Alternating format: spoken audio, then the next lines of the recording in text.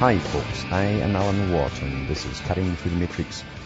Do you think, when I overhear people occasionally, and they talk about, say, some of the soap opera stars as being real people?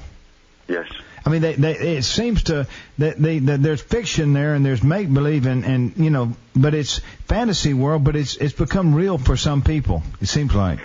What they did, you see, when Arthur Conan Doyle wrote the Sherlock Holmes books, they found that people were sending letters to the publisher of the books asking to talk to Sherlock Holmes.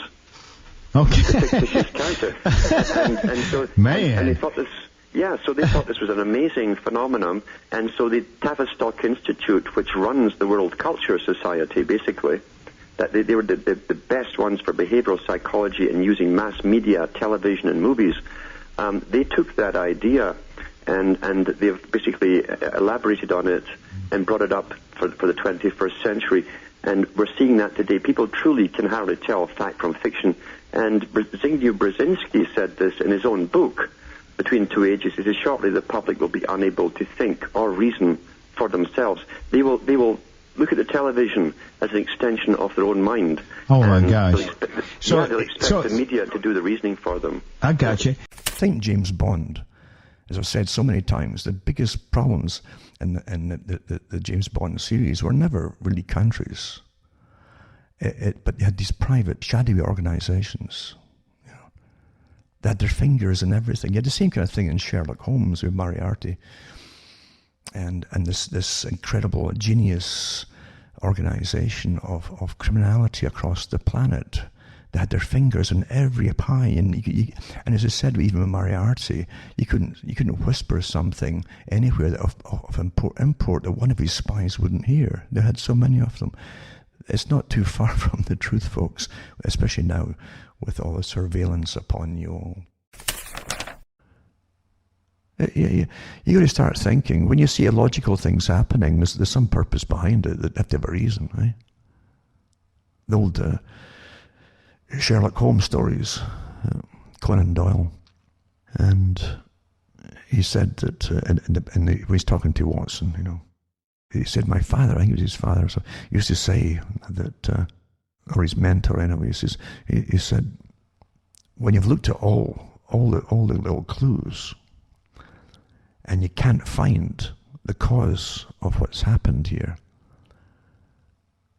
of all the possible things that could possibly happen to make the thing happen, the main thing, the killing or whatever it was, or robbery, happen. If you've ruled all the things and you can't find the common denominator to make it happen, it says, and you must accept the other side of that which is impossible. It must lay within the impossible and be true. When logic fails, you see. And that's what you have with this thing. So much of it is so illogical, but it has to be a purpose behind it. Now, that kind of thing doesn't bother me in the least. Because today, you see, you're filled with all these supposed science shows and science quips and all the rest of it, until you're fed up. I get fed up hearing all the rubbish. All the could-be's in outer space, or they might have seen another planet, or blah, blah, blah. It really doesn't affect me at all. It really, really doesn't.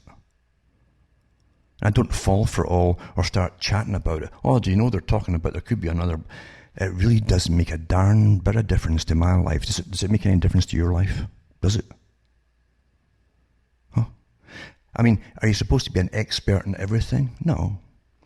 And most of these characters who work for the science and all the rest of it too are living on grants. They'll say anything to get their names in the paper and get another grant going. For anything, you know. Anything at all. Because as I say, they don't produce anything except maybes and possibilities and yada yada yada. It doesn't make any difference to me. Or one day we'll go off into space and yada yada yada yada, in another 100 generations or something. It doesn't affect me whatsoever. So why waste time filling your head up with all this useless data? Huh? Do you realize you've got one life to live, eh? One life. And as soon as you're born, you've got all these forces out there, including your parents, who try to download their indoctrinations onto you, you see. and then school and all the rest of it, then your TV, and then every radio thing that you put on, an AM radio or FM across the country, there's all these advertisers buying away, wanting to take charge of your brain, you see. Do you realize it's a fight to think for yourself? Do you realize that everything is stacked against you thinking for yourself on anything? Anything. They'll want to fill you full of data. And how much data, useless data, can your brain hold? I think that's more of a reason for folk cracking up. It's just rubbish. Don't let it all in. And things that don't matter, you don't even get heated about it. Just ignore it. It reminds me of Sherlock Holmes. You find that the stories are always supposedly written by Sherlock Holmes' sidekick, Dr. Watson. And Watson mentions, I think, the first book and chapter, when he met Sherlock Holmes, how ignorant Holmes was on what was called general knowledge, general topics and so on that you got at school and universities. He didn't know the top authors of the day. He didn't know much about their philosophies and so on. And or had no interest in politics, who the politicians were or anything else.